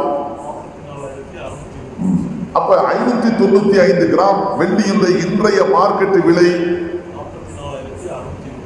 44,625. அப்படி என்றால் ஒரு மனிதனிடத்தில் 44,625 ரூபாய் கையிலே இருக்கிறது. அது ஒரு வருடம் முழுவதும் இருக்கிறது. போன வருடம் ரமலான் 1 அந்த தொகை இருந்தது. எப்படி அவருடைய அடிப்படை தேவைகள் அத்தனையும் போக, உண்ணுகின்ற உணவு, உடுத்துகின்ற உடை, தங்கி இருக்கின்ற வீடு, தேவைப்படுகின்ற அடிப்படை மருத்துவம், இப்படி உணவு, உடை, இருப்பிடம், மருத்துவம், பிள்ளைகளுடைய படிப்பு போன்ற அடிப்படை தேவைகள் அத்தனை செலவுகளும் போக மேலதிகமாக மிச்சமாக இருக்கின்ற தொகை இந்த 46,000 சொச்சமாக இருந்து, அது அனைத்தும் ஒரு வருடம் முழுவதும் ஒரு கையிலே இருந்தால் ஒரு வருடம் பூர்த்தியாக வேண்டும். அப்போது அதிலே ஜக்காத்து கடமை. எவ்வளவு கடமை? 40 ஒரு பாகம் கடமை. 40,000க்கு இப்போது 46 வருது இல்லையா? 44 44,000 சொச்சம். 4,000 சரி, 47 வச்சுக்கோமா, ஒரு 47,000 என்று வைத்துக் கொள்வோம். 47,000 இருந்தால் மட்டும்தான் ஜக்காத்து கடமை. 47,000 எவ்வளவு கொடுக்க வேண்டும்? 40,000க்கு 1000, அடுத்து 7,200 40ஆல் வகுத்து பாருங்கள், அதற்கு ஒரு தொகை வரும். ஆக 1,00,000 ரூபாய் இருக்கிறது என்று சொன்னால் 2,500 ரூபாய் ஜக்காத்து கொடுக்க வேண்டும். 2 லட்சத்துக்கு 5,000, 4 லட்சத்துக்கு 10,000, 10 லட்சத்துக்கு 12,500 ரூபாய். இப்படியாக நீங்கள் கணக்கு வைத்துக் கொள்ளலாம். கரன்சி நோட்டுகள் கையிலே இருந்தால் 595 கிராம் வெள்ளியின் கிரயத்துக்கு, இன்றைய மார்க்கெட் விலையின்படி வெள்ளியின் கிரயத்துக்கு அவரிடத்தில் காசு பணம் இருந்து, அந்த காசு பணம் ஒரு வருடம் முழுவதும் அவர் கையிலே இருந்தால் அதிலே ஜக்காத்து 40 ஒரு பாகம் கட்டாயமாக கொடுக்க வேண்டும். அடுத்த அன்புக்குள்ளே இன்னொரு செய்தி. சரி, கையிலே காசு பணம் இருந்தால் அதிலே ஜக்காத்து கொடுக்க வேண்டும். ஆனால் நமக்கு சொந்தமான பணம் அடுத்த ஒருவருக்கு இது பொறுப்பாக இருக்கிறது, அவர் எனக்கு தர வேண்டும் என்று இருக்கிறது. எந்த ரூபத்திலும் எப்படி தர வேண்டும்? என்னிடத்தில் கடன் வாங்கி கொடுப்போம், 5 லட்சம் ரூபாய் கடன் வாங்கி கொண்டு போனால், ஆகவே எனக்கு அவர் தர வேண்டும், அவர் மீது பொறுப்பாக இருக்கிறது. அல்லது 5 லட்சம் ரூபாய் பெருமானம் உள்ள ஒரு பொருளை என்னிடத்தில் விலை கொடுத்து வாங்கினால் இன்னும் அதற்கான பணத்தை எனக்கு தரவில்லை, அவரிடமிருந்து எனக்கு 5 லட்சம் ரூபாய் வர வேண்டியது இருக்கிறது. அல்லது என்னிடத்தில் வாடகைக்காக வேண்டிய ஒரு தொழிற்சாலையை வாங்கி இருந்தால், சில வருடங்கள் பயன்படுத்தி இருக்கின்றார், அதற்கு அவர் 5 லட்சம் ரூபாய் எனக்கு வாடகையாக தர வேண்டும். ஏதோ ஒரு ரூபம். ஆக அடுத்தவர் மீது நமக்கு வந்து சேர வேண்டிய கடனாக இருந்தால், கேள்வி கையிலே இருக்கிற ரொக்கத்துக்கு பணம் கொடுக்க, ஜக்காத்து கொடுக்க வேண்டும் என்பதை போன்று நமக்கு வந்து சேர வேண்டிய கடன் தொகை அடுத்தவர் மீது பொறுப்பாக இருக்கிறது, அதற்கும் ஜக்காத்து கடமையா என்று கேட்டால் மார்க்கம் சொல்வது ஆம், அதற்கும் ஜக்காத்து கடமை. உதாரணத்துக்கு வைத்துக் கொள்ளுங்கள், ஒரு மனிதனிடத்தில் கையிலே 5 லட்சம் ரூபாய் இருக்கிறது, ஒரு வருடம் பூர்த்தியாகிவிட்டது. அதே போன்று இவருக்கு வந்து சேர வேண்டிய கடன் தொகை 5 லட்சம் ரூபாய் ஒருவர் தர வேண்டியது இருக்கிறது, அதிலேயும் ஒரு வருடம் பூர்த்தியாகிவிட்டது. இப்போது மார்க்கம் சொல்வது இவர் மொத்தம் 10 லட்சம் ரூபாய்க்கு ஜக்காத்து கொடுக்க வேண்டும். 10 லட்சம் ரூபாய் எப்படி? இதை இருப்பது 5 லட்சம், வந்து சேர வேண்டிய கடன் 5 லட்சம், இரண்டையும் சேர்த்தால் 10 லட்சம். 10 லட்சத்துக்கும் ஒரு ஜக்காத்து கொடுக்க வேண்டும். ஆனால் ஒரு கேள்வி, அந்த பணத்துக்கு எப்போது ஜக்காத்து கடமை? இவர் எப்போது கேட்டாலும் உடனே அவர் கொடுத்து விடுவார். எப்போது கேட்டாலும் சரி, கடனை திருப்பி தாருங்கள், எனக்கு வந்து சேர வேண்டிய தொகையை தாருங்கள் என்று கேட்கிற போது உடனடியாக அவர் கொடுத்து விடுவார் என்று இருக்க வேண்டும். அப்போதுதான் அந்த வரவேண்டிய தொகைக்கும் சேர்த்து இவர் ஜக்காத்து கொடுக்க வேண்டும். அல்லது அவரிடத்தில் வசதி இல்லை, கொடுக்க வேண்டிய கடனை அடைப்பதற்கு வசதி இல்லை என்று வைத்துக் கொள்ளுங்கள்.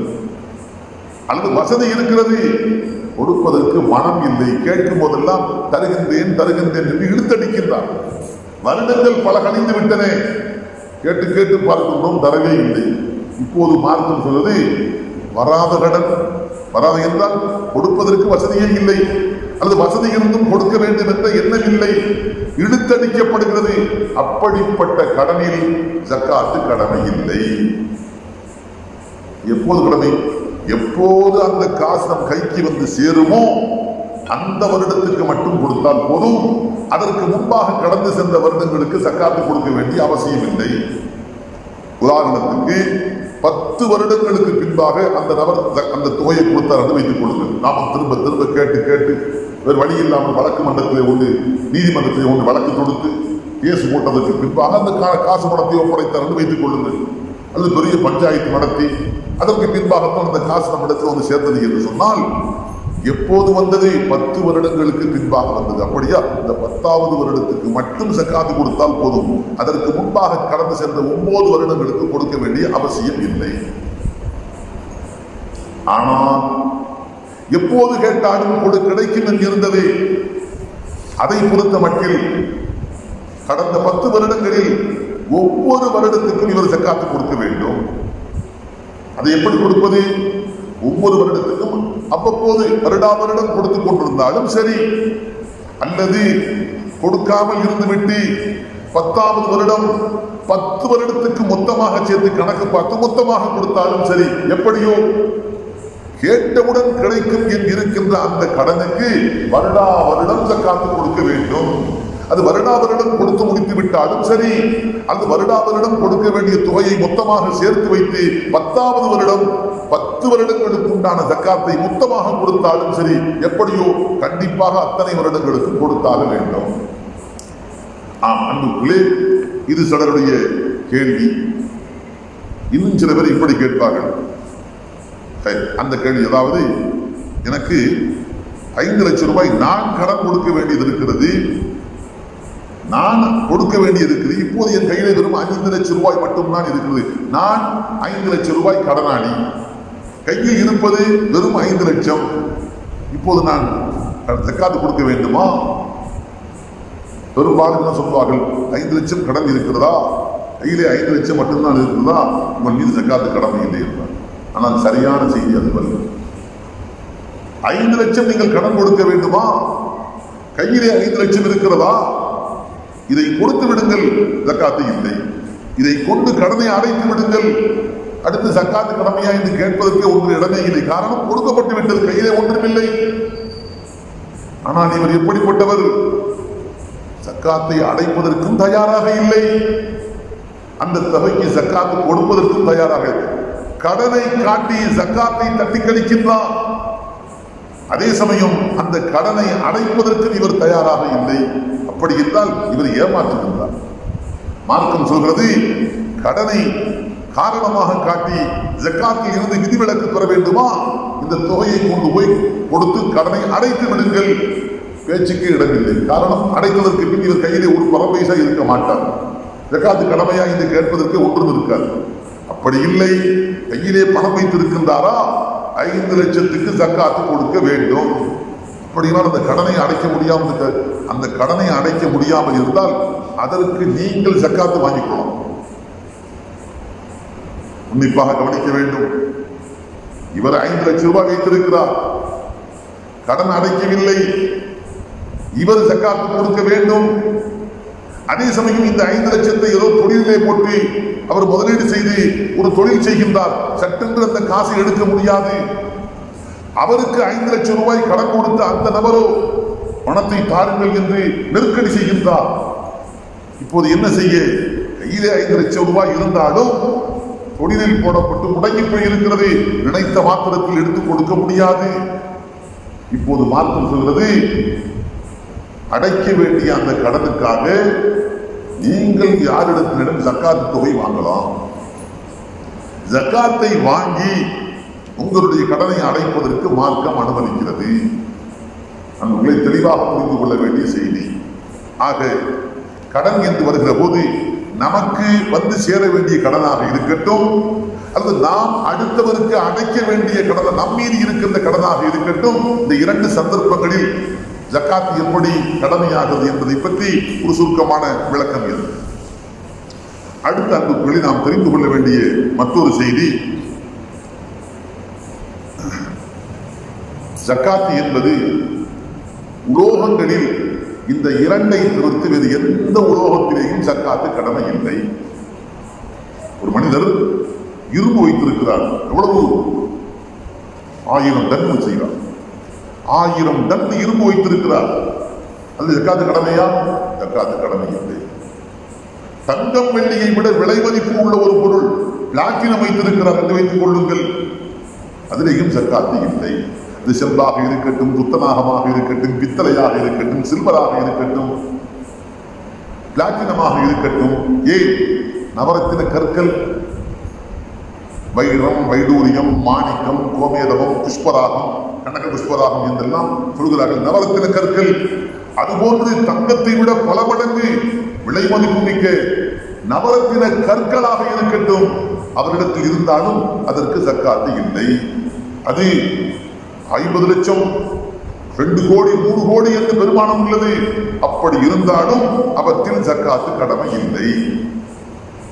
ஆனால் மீண்டும் ஞாபகம் வைத்துக் கொள்ள வேண்டும், இதே இந்த நவரத்தின கற்களும் அந்த தங்கம், அந்த இரும்பு, துத்தநாகம் போன்ற உலோகங்களும் வியாபாரத்துக்காக என்று வைத்திருந்தால், வியாபார பொருள் என்ற கண்ணோட்டத்தில் கண்டிப்பாக அதற்கு ஜக்காத்து கொடுக்க வேண்டும். எப்படி கால்நடைகளை பொறுத்த மட்டில் ஆடு, மாடு, ஒட்டகத்தில் மட்டும்தான் ஜக்காத்து கடமை என்று சொல்லும். அப்படின்னா என்ன பொருள்? ஒரு நபர் 10 யானை வைத்திருக்கிறார், யானைக்கு ஜக்காத்து இல்லை. 100 குதிரை வைத்திருக்கிறார், 100 குதிரைக்கு ஜக்காத்து இல்லை. ஒரு 1000 கோவேறுகளை வைத்திருக்கிறார், அதற்கு ஜக்காத்து கடமை இல்லை. இதே போன்ற இந்த 3ஐ தவிர்த்து, ஆடு, மாடு, ஒட்டகத்தை தவிர்த்து வேறு எந்த பிராணியை வைத்திருந்தாலும் சரி, அதற்கு ஜக்காத்து கடமை இல்லை. ஆனால் அவற்றை வைத்து விற்பனை செய்வது அவருடைய தொழில். குதிரை வியாபாரம், கோவேறுகளை வியாபாரம், யானை வியாபாரம் என்று வியாபாரம் என்று வந்துவிட்டால் அப்போது அது வியாபார பொருளாக பார்க்கப்படும்.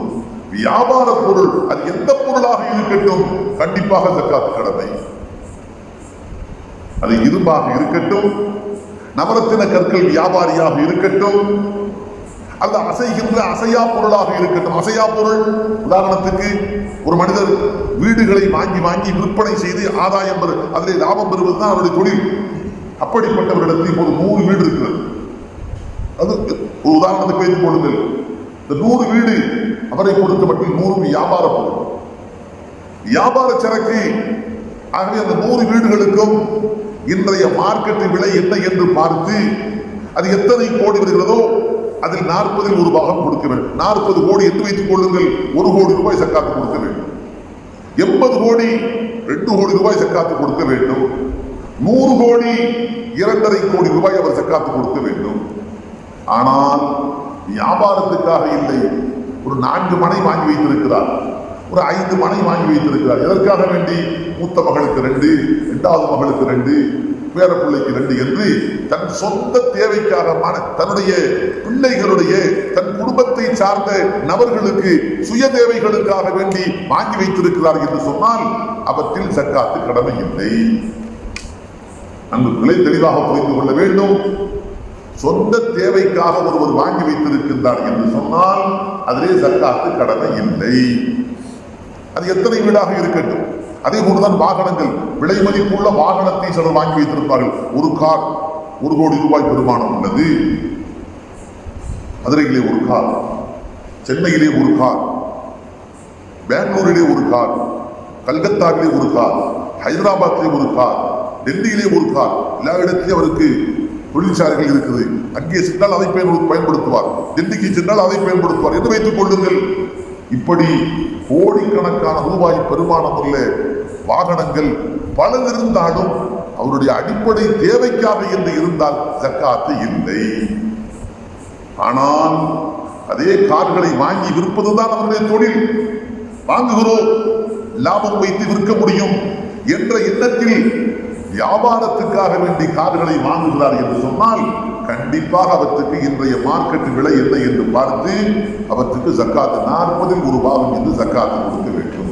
அன்புகளே, அதாவது வியாபார சரக்கு என்று வந்துவிட்டால் அது வீடாக இருக்கட்டும், தோட்டம் தரவுகளாக இருக்கட்டும், ஆடு மாடு ஒட்டகை அல்லாத மற்ற மிருகங்களாக இருக்கட்டும், தங்கம் வெள்ளி அல்லாத மற்ற உலோகங்களாக இருக்கட்டும், நவரத்தின கற்களாக இருக்கட்டும், அல்ல அசைகின்ற அசையாத எந்த பொருளாக இருக்கட்டும், வியாபார சரக்கு என்று வந்துவிட்டால் அதற்கு கண்டிப்பாக ஒரு வருடம் பூர்த்தியானதற்கு பின் ஜக்காத்து கொடுக்க வேண்டும். எப்போது அந்த வியாபார சரக்குடைய விலை 595 கிராம் வெள்ளியின் கிரயம் ஏறத்தாழ 47,000 ரூபாய்.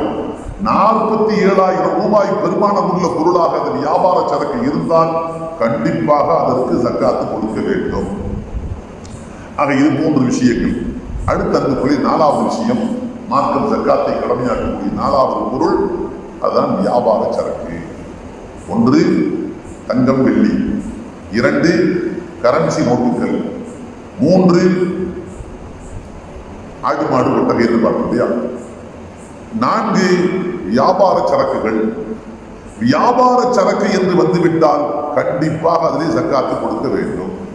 வியாபார சரக்கு என்றால் சட்டென்று நம் சிந்தனைக்கு என்ன வரும்? இந்த மளிகை கடை வைத்திருக்கிறார்களே, சாதாரண பார்க்கணும், அதுதான் ஞாபகம் வரும். அதிலேயும் கடமை.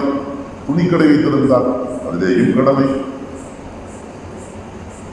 அல்லது வேறு ஒரு இரும்பு ஹார்ட்வேர் கடை வைத்திருக்கிறார், அதிலேயும் ஜக்காத்து கடமை. எந்த வியாபாரம் வைத்திருந்தாலும் சரி, வருடம் முடிகிற போது கடையில் இருக்கக்கூடிய சரக்குகள் அனைத்துக்கும் கணக்கெடுக்க வேண்டும், விலை போட வேண்டும். அந்த விலை 47,000 விட தாண்டி இருந்தால், அது ஒரு வருடம் பூர்த்தியாகிவிட்டது என்று சொன்னால் கண்டிப்பாக அதில் 40 ஒரு பாகம் ஜக்காத்து கொடுக்க வேண்டும்.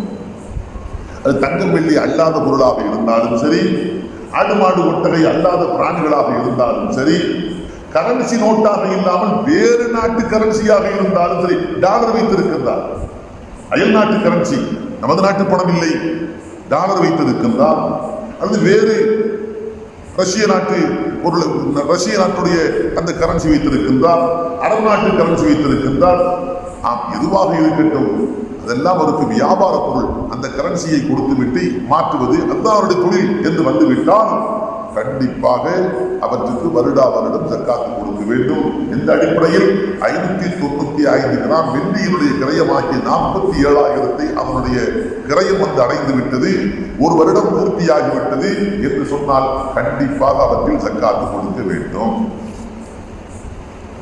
அன்புக்குள்ளே ஜக்காத்தை பற்றிய ஒரு சுருக்கமான விளக்கத்தை நாம் பார்த்திருக்கின்றோம். அல்ஹம்துலில்லாஹ். இப்போது ஜக்காத்தினுடைய விளக்கத்தை முடித்துக் கொண்டு நீங்கள் இது சம்பந்தமாக கேள்விகள் கேட்டால் அந்த கேள்விகளுக்கான தெளிவான பதிலை இன்ஷா அல்லாஹ் சொல்லப்படும். இன்ஷா அல்லாஹ் நாளைய தினம் ஜக்காத்து கொடுக்க வேண்டும், கடமை. யாருக்கு கொடுப்பது முக்கியமான சொல். ஜக்காத்து யார் யாருக்கு கொடுக்க வேண்டும் என்பதை அல்லாஹ் எந்த நபியிடத்திலும் முடிவு செய்து கொள்ளுங்கள் என்று ஒப்படைக்கவில்லை, எந்த அறிஞரிடத்திலும் அல்லாஹ் ஒப்படைக்கவில்லை, எந்த மலக்கிடத்திலும் அல்லாஹ் ஒப்படைக்கவில்லை. திட்டவட்டமான முறையில், தீர்க்கமான முறையில் குர்ஆனிலே 8 சாரார்களை அல்லாஹ் திட்டவட்டமாக சொல்றான். இந்த 8 சாரார்களுக்கு மட்டும் கொடுத்தால் தான் ஜக்காத்து நிறைவேறும். 8 சாரார்களை விட்டுவிட்டு வேறு யாருக்கு கொடுத்தாலும் சரி, வேறு எந்த துறையில் செலவு செய்தாலும் சரி, ஜக்காத்து நிறைவேற மாட்டாது. அந்த 8 சாரார் யார் யார், அதை பற்றிய விளக்கத்தை இன்ஷா அல்லாஹ் நாம் நாளை தினம் தெரிந்து கொள்வோம். இப்போது நாம் பார்த்த இந்த செய்தியில் சந்தேகப்படுகிறார்கள். ஆமாம், என்ன நினைக்கிறாங்கன்னா குடும்ப தலைவர் கொடுத்தா போதும், ஜக்காத்து ஒரு குடும்பத்துக்கு இருக்கிறவங்க இல்ல ஒவ்வொரு தனிநபரும் இருக்கிறாங்க. ஜக்காத்து என்பது தொகை மீது கடமை. ஜக்காத்து என்று உதாரணமாக வீட்டில் 10 பேர் உழைக்கிறீங்க, 10 பேர். இந்த 10 பேர்ல தனித்தனியா நீங்க உடைமைகளை பாதுகாக்கிறீங்களா, கூட்டுமா மொத்தமா வருகின்ற சம்பாத்தியத்தை எல்லாம் மொத்தமா சொல்லணும் பார்க்கணும். ஒரு பேச்சு மொத்தமா வச்சுக்கிறீங்க. மொத்தமா வச்சிருக்கீங்கன்னா அந்த மொத்த தொகை நம்ம சொன்ன இந்த 595 கிராம் இன்றைய கரையில் 47,000 ரூபாய் வந்துருச்சு. அதாவது வீட்டுக்கு மொத்த குடும்பத்தினுடைய சாப்பாடு, குடிக்கிறது, துணிமணி வாங்குறது, வீட்டுக்கு வாடகை அடைக்கிறது, மருத்துவம் பார்க்கறது, பிள்ளைகளுக்கு ஸ்கூல் ஃபீஸ் கட்டுறது, வேறு என்னென்ன அடிப்படை தேவை இருக்கோ எல்லா செலவுகளும் போக எல்லாத்தையும் நீக்கிவிட்டு மீதமுள்ள தொகை 47,000 இருந்து அது ஒரு வருடம் பூர்த்தியாகிவிட்டது என்று சொன்னால் கண்டிப்பாக அந்த ஜக்காத்து கொடுக்க வேண்டும். அது தனி ஒரு நபருடைய உடமையாக இல்லாமல் மொத்தமாக இருக்குது, போய் கொடுத்தாங்க. ஆனா இன்னொன்று, உங்க வீட்டுல குடும்பத்துல 10 பேர் இருக்கு, 10 பேர் சம்பாதிக்கிறீங்க, 10 பேருடைய சம்பாத்தியத்தையும் தனித்தனியா வச்சுருக்கு. இது ஏன் காசு, அவர் உரிமை உண்டாடுறாரு. இன்னொரு சகோதரர், அது ஏன் பணம், நான் சம்பாதிச்சு, அவர் தனியாக உரிமை உண்டாடுறாரு.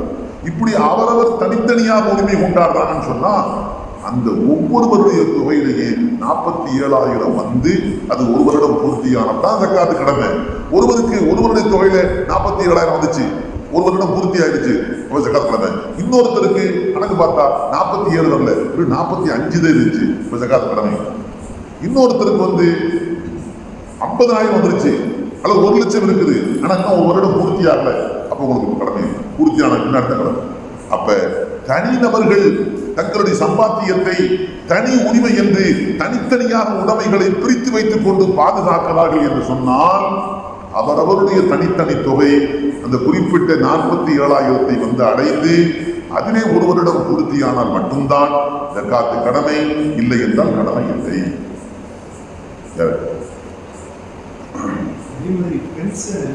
அரசு நிறுவனங்கள்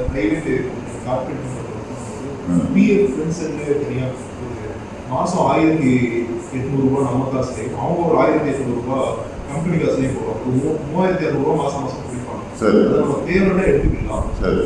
அது ஒரு இதில் சேமிச்சுக்கிட்டே இருக்கும். ஆனா நமக்கு நிலவரத்துல தேவைகள் இருந்துகிட்டே இருக்கு. நம்ம சம்பளம் பத்தல, ஆனா அது 2 வருஷம் 3 வருஷம் சேமிச்சு 1 லட்சம் ரூபாய்க்கு மேல இருக்குன்னா அதுக்கு ஜக்காத் கடமை.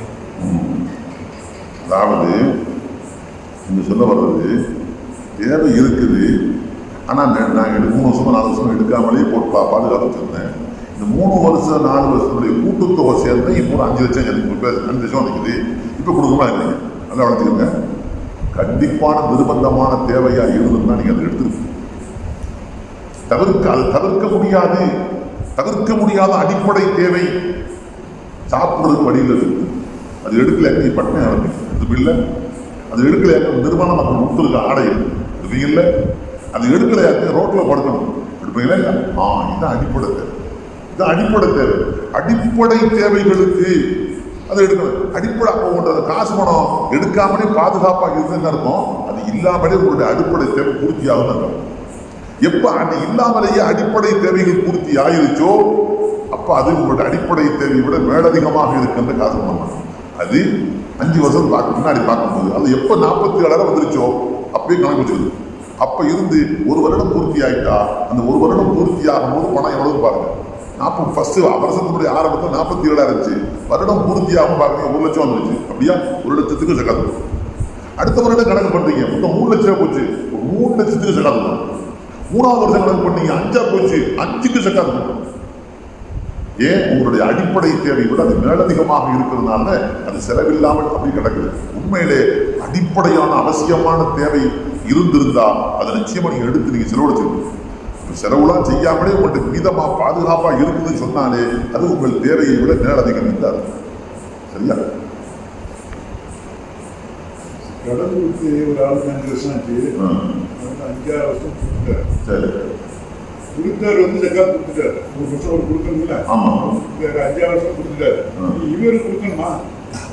உங்க காசு போய் அவர் எப்படி கொடுக்க முடியும்? இப்ப நீங்க கடன் கொடுத்தி அவருக்கு 5 லட்சம் ரூபாய் அது வளர்ந்தாங்க. நீங்க கொடுத்தீங்க 5 லட்சம் ரூபாய் ஜக்காத். இப்ப கேள்வி, நீங்க கடன் கொடுத்தீங்க அந்த காசு உங்களுக்கு காசா அவரு காசா?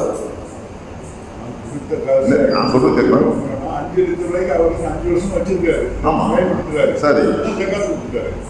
திருப்பி 5வது வருஷம் கொடுத்தாரு. அந்த 5வது வருஷம் ஜக்காத் கொடுத்துதான் இவங்க கொடுக்குறாரு. நான் கேட்கிறேன் உங்களுக்கு, அந்த பணம் 5 வருஷம் அவர் கையில் இருந்துச்சு, அது அவர் கடனாக பெற்ற தொகையா அது அவருக்கே நீங்க சொந்தமாக்கி கொடுத்துட்டீங்களா? ஃப்ரீயா? கடனாக கொடுத்த பெற்ற தொகையில அவருக்கு ஜக்காத் உங்களுக்கு தான் கிடக்கும். அவர் வச்சு பயன்படுத்துறாரு. அவர் பயன்படுத்தினாலும் உங்களுக்கு தான் கிடக்கும். 1 வருஷம் ஆன பிறகு கொடுக்கக்கூடாது கடன். இது ஜக்காத் நீங்க தான் கொடுக்கணும். நம்ம அவரை கொடுத்து வச்சுக்கிறோம். நீங்க அப்ப என்ன செய்யணும்? அவங்க வச்சுக்கணும். அப்ப என்ன செய்யணும்? 5 வருஷம் ஜக்காத் கொடுத்தாருல்ல, நீங்க அந்த பணத்தை ரிட்டர்ன் கடன் கொடுத்த தொகையை வாங்கும்போது இந்த 5 வருஷத்துக்கு என்ன ஜக்காத்து கொடுத்தாரோ அதை கழிச்சுக்கிட்டு மீதத்தை நீங்க வாங்கணும். உதாரணத்துக்கு 5 லட்சத்துக்கு ஒரு பேச்சு வச்சுங்க, வருஷத்துக்கு என்ன செஞ்சாரு?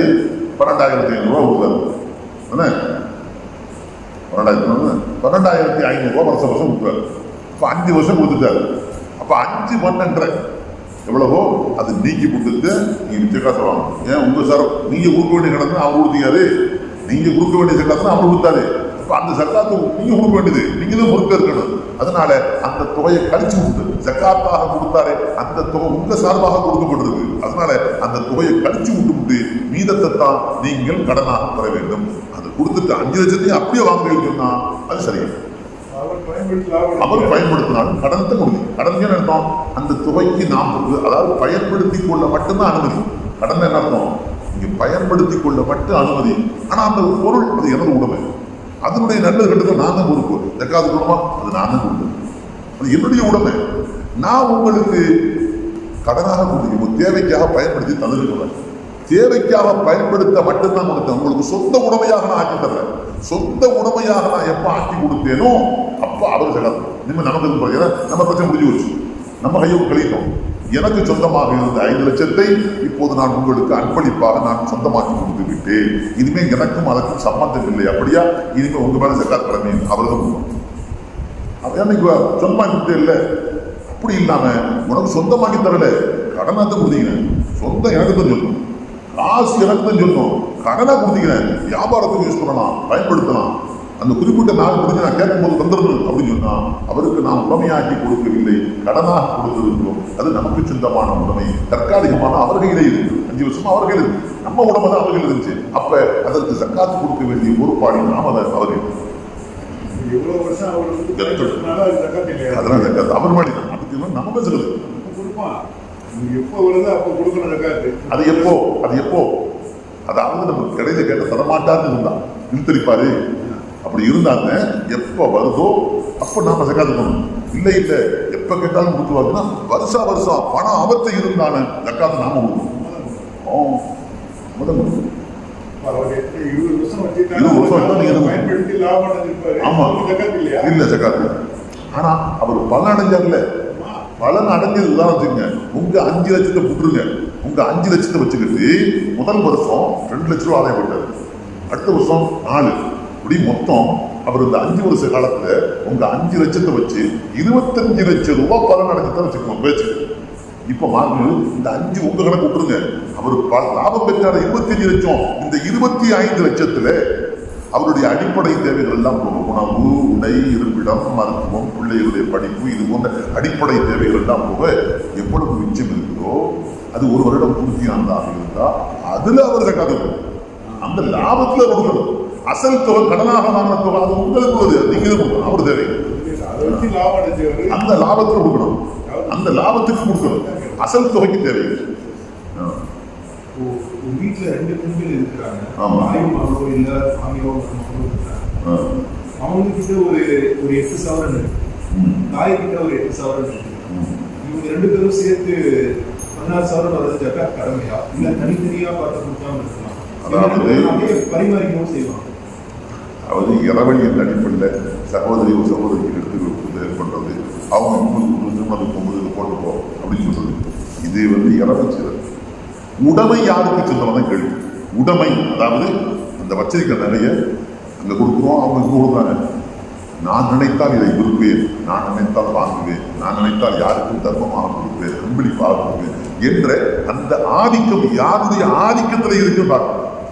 அந்த மொத்தம் 2 சகோதரனுடைய அந்த மொத்த நகையை ஒரே சகோதரியின் ஆதிக்கத்துல தான் இருக்குது. இன்னொரு சகோதரிக்கு எந்த உரிமையும் இல்லை என்று சொன்னா மொத்தமா கண்டிப்பா ஜகாத். ஆனா இவருடைய சொந்தது மொத்தமா தான் பார்க்கணும். அப்படி இல்லை, அந்த 8 பவுனுக்கு அவருக்கு ஆதிக்கம், இந்த 8 பவுனுக்கு இவருக்கு ஆதிக்கம். ஆனா இடையில ஒரு விசேஷங்களுக்கு போனா இவர் அவர் கொடுப்பாரு, அவர் இவருக்கு போனா இப்போ இவருடைய ஆதிக்கத்தினுடைய 8 பவுனு இன்னும் 10-10.5 பவுனு ஒரு கிராம் 25 கிராம் வரல, 8 பவுன் தான் இருக்குது. அப்ப ஜக்காத் கடமை இல்லை, அவருக்கும் கடமை இல்லை. ஆனா 2ஐயும் சேர்த்து பார்த்தா 16 பவுன் வந்தாலும் கூட தனித்தனியாக பிரித்து பார்க்க வேண்டிய தேவை இருப்பதனால அந்த தனித்தனியா பார்க்கணும் ஜக்காத் கடமை இல்லை. சரியா?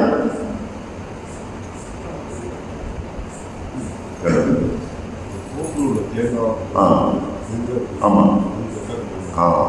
தோப்புல வரக்கூடிய தேங்காய் கேட்காப்புல, அதாவது அதுக்கு 2 விளக்கம் இருக்குது. ஒரு விளக்கம் வச்சுங்க வேண்டாம். தேங்காயை நீங்க விற்கிறீங்க, ஒரு வெட்டு போகுதுன்னு சேர்ந்து ஒரு 10,000 வச்சுக்கோங்க. இந்த 10,000 தேங்காய் நீங்க விற்கிறீங்க. ஒரு தேங்காய் 10 ரூபாய்க்குன்னா 10,000 ரூபாய் ஆச்சு. ஒரு தேங்காய் 10 ரூபாய்னா 10,000 ரூபாய் ஆச்சு. 1 லட்சம் ஆச்சா? 1 லட்சம் ஆச்சு. 1 லட்ச ரூபா ஆச்சு. ஒரு வெட்டுக்கு 1 லட்சம் ரூபா, வருஷத்துக்கு 4 வெட்டு, அப்ப 4 லட்சம் ரூபா. இப்ப இந்த 4 லட்சம் ரூபாய் வருஷத்துக்கு வருது. இந்த 4 லட்சம் ரூபாய் வரக்கூடிய உங்களுடைய குடும்பத்துக்கு அந்த 4 லட்சத்தை தான் செலவு செய்ய முடியும். வீட்டுக்குள்ள சாப்பாடு, உணவு, உடை, இருப்பிடம், மருத்துவம், பிள்ளைங்களுடைய படிப்பு, மற்ற அவசியமான தேவையெல்லாம் அது இது செலவழிக்கிறது எவ்வளவு செலவாகுது? 4 லட்சத்துல கரெக்டா 3 லட்சம் ரூபாய் செலவாகுது. எவ்வளவு? 3 லட்சம் ரூபாய் அந்த வரக்கூடிய அந்த மகசூல்ல இருந்து செலவாயிருக்கு. மிச்சம் எவ்வளவு மிச்சம் இருக்கு? 50,000 ரூபாய் மட்டும். அப்ப கேள்வி, இந்த 50,000 பொழுது 595 கிராம் வெள்ளியுடைய கரை வந்துருச்சு. அதான் பார்த்தோம். 47,000 ரூபாய் கரை வந்துருச்சு. அப்ப 50,000 ரூபாய் மிச்சம் இருந்தா 47,000 வந்துருச்சு. இந்த 50,000 ஒரு வருடம் முழுவதும் கையில் இருக்க போகும்போது அதுக்கு மட்டும் சக்காத்து கொடுத்தோம். இப்படி அந்த வரக்கூடிய பொருளை நீங்க சந்தைகளை வித்துட்டு வரக்கூடிய காசை, அந்த காசு உங்களுடைய அடிப்படை தேவைகள் எல்லாம் போக மீதம் இருக்கக்கூடிய அது அந்த குறிப்பிட்ட அளவை அடைந்து அது ஒரு வருடம் முழுவதும் உங்கள் கையில இருந்தா அதுக்கு நீங்க சக்காத்து. இன்னொரு விஷயம் இருக்குது, அது இப்போதைக்கு வேண்டாம். அதாவது காய்கறிகள் வரக்கூடிய விளைச்சல்கள் நெல் போன்றவைகளாக இருந்தால் சொல்லிட்டேன். 20 மூட்டை வானம் பார்த்த முடியா இருந்தால் 20 மூட்டைக்கு 10 மூட்டைக்கு 1 மூட்டை நாமளை வானம் பார்த்த முடியல, நாமளா நீர் பாய்ச்சணும், நீர் பாசனம் நம்ம செய்யறது காசு கொடுத்து அப்படின்னா 20 மூட்டைக்கு 1 முடிஞ்சோம். அதுமாதிரி காய்கறியாக இருந்தால் அதுக்கு ஒரு கணக்கு இருக்கு. காய்கறியாக இருந்தால் அந்த காய்கறிக்கு இவ்வளவு ஜக்காத்து கொடுக்கணும்னு மார்க்கம் கணக்கு சொல்லு. உதாரணமா 612 கிலோ 612 கிலோ அந்த காய்கறிகளுடைய எடை இருந்தால் அதுல ஜக்காத்து கொடுக்கணும். அது மாற்றத்தில் சில விளக்கங்கள் அழுகி போற பொருளாக இருந்தால் இல்லை, அழுகாத பொருளாக இருந்தால் தான் இருக்குது. அப்படிலாம் உள் விளக்கங்கள் அதிகமாக இருக்குது. இப்போ நாம அந்த எல்லைக்கு போகிறோம். ஏன்னா அந்த அளவுக்கு யாரும் விவசாயம் இல்லை, அவரோட டீப்பாக போக வேண்டிய அவசியம் இல்லை. இந்த மட்டும் வச்சுக்கோங்க, தேங்காய் வியாபாரம் நிறைய பேர் நம்ம ஊரை பொறுத்த மட்டும் நிறைய பேர் தோப்பு வச்சுட்டாங்க. 100 வருஷத்துக்கு 1 வருஷத்துக்கு 4 வெட்டு வெட்டுறாங்க.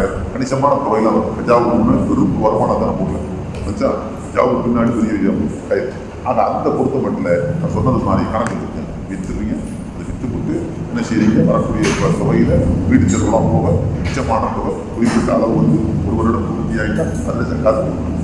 சரியா? 10,000 தேங்காய் கொடுக்குறாங்க வாடி.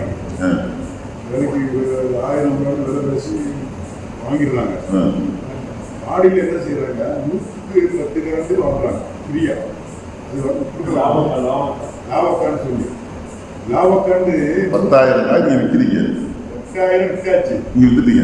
அவங்க வாடியில் என்ன செய்யறாங்க, 100 காய்க்கு 10 காய் நீ எங்களுக்கு லாபக்காட்டாருன்னு ஃப்ரீயா. யாரு கொடுக்கக்கூடிய ஆளுங்க நம்ம கொடுக்கணும். அப்ப நீங்க 10,000 வித்து இருந்தா அந்த காய் 10,000 100 காய் 1000 காய் விற்கிறேன், 1000 காய் விற்க முடியாது. 1000 விற்காம 1000 காய் தான் கணக்கு. 100 காய் எக்ஸ்ட்ரா எடுத்துருக்காங்க. ஃப்ரீயா 1100 வந்து தேங்காய் ஊத்தி எனக்கு சர்த்தும் ஃபாசிதம். இதுக்கு பேர் அரபி சர்த்தும் ஃபாசிதம்.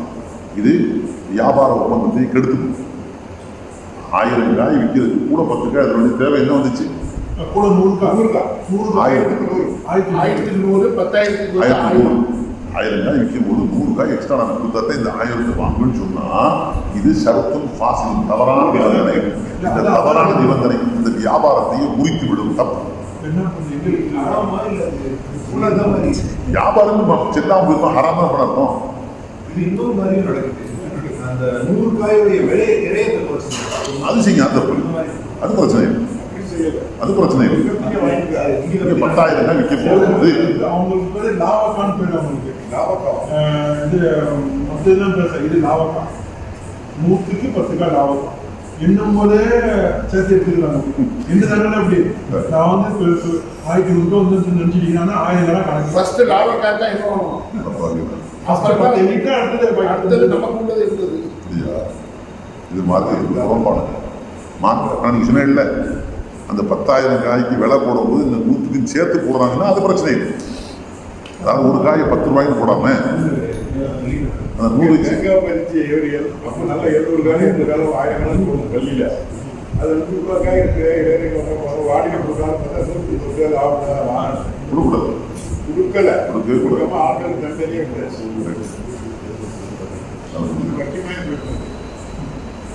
நமக்கு போட்டியில் அவர் வட்டிங்கிறத விட நமக்கு அந்த மாதிரி கொடுக்கும்போது நமக்கு வட்டிங்கிற மாதிரி ஒரு இது நம்ம நிர்பந்தம் தான். ஒரு வழியில் வேறு விற்க முடியல, வழி நிர்பந்தம் தான் முடிய. நீங்க அதை கொடுக்க மாட்டோம் வச்சுதான் வீணா போகும், கடந்து வீணா போகும். இது வட்டியில வராது. இது சர்த்தும் ஃபாசிலும் தவறான நிபந்தனை. தவறான நிபந்தனை எப்படி சொன்ன உதாரணம் வச்சுக்கோங்க. நான் சொல்றேன், நான் உங்க வீட்டை வாங்கிக்கிறேன், அப்படி உங்க வீட்டை வீட்டு வாங்கினாலும் கடத்தில் கடை இருக்குது, அந்த கடை ஃப்ரீயாக தரும். சொன்னோமா எப்படி இந்த வீட்டை நான் வாங்க போகிறேன், இந்த வீட்டை நான் வந்து 1 கோடி ரூபா வாங்க போகிறேன். இதை வாங்குறதா இருந்தால் உங்களுக்கு சொந்தமான கடை ஒன்று இருக்குது மார்க்கெட்டில், அந்த கடை ஃப்ரீயாக தரும். அப்போ தான் இதை வாங்கணும். இல்லையா முடியாது. இது தவறான காசி தான், தவறான நிபந்தனை. இது வியாபாரமே செல்ல, இந்த வியாபாரமே செல்ல. அது மாதிரி இருக்கேன் 1000 வாங்க போகிறேன், 1000 ஃப்ரீயாக தரும். சம்பளமாக போச்சு, வியாபாரம் பண்ணாங்க. தோப்பு வாங்குறாங்க, தோப்பு வாங்க 20 லட்ச ரூபா காசு நினைக்கிறாங்க. தோப்பு பேசி பேசி முடிச்சாச்சு, 10 லட்ச ரூபா கொடுத்தாரு. பாக்கி காசு குடிக்கிறதுக்குள்ள கேட்க நம்ம விடக்கூடாது. அவங்க காசு முழுமையாக கொடுத்தா தான் இனி அவர் உரிமை. காசு அவர் முழுமையாக தந்துட்டா அவர் உரிமையாயிடுச்சு. இல்ல இல்ல, அது முழுமையை தந்தா தானே. ஆமா, நான் வாங்குறேன் தோப்பு சொன்னா, ஆமா 100 ரூபா வாங்குறேன், 20 லட்ச ரூபா 10 லட்ச ரூபா கொடுத்துட்டேன். ஆமா, அந்த 10 லட்ச ரூபா 1 மாசம் 2 மாசம் கொடுக்க போறேன். ஆமா. அப்படிங்கும்போது தேங்காய் வெட்டுறது வந்து அவங்க தான் வெட்டுவாங்க. அது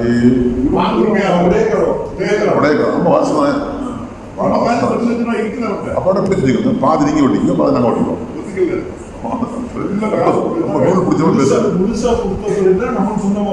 ஆமா, அது ஊர் உலகத்துக்கு என்னட்டா இங்க பேசப்பட்ட கரையத்தை முழுசா நீங்க உடைச்சாருன்னு அந்த பொருள்ல உங்களுக்கு முழு ஆதிக்கம். அதுக்கு முன்னாடி உடையதாக இருக்கும் அவருக்குள்ள ஒரு ஆதிக்கம். அதனால நீங்க முழுசா குடும்பத்தைக்கு நான் தான் வெட்டுவேன்னு சொன்னாருந்தா ஒரு நியாயம். ரொம்ப நூல் பிடிச்சி நீங்க பேசுறீங்க, கராரா பேசுறீங்களா, 200 லட்சம் வேலை 10 கொடுத்துட்டேன், 10 தரணும், வெட்டுல பாதி நமக்கு, வெட்டுல பாதி பேச தப்பு.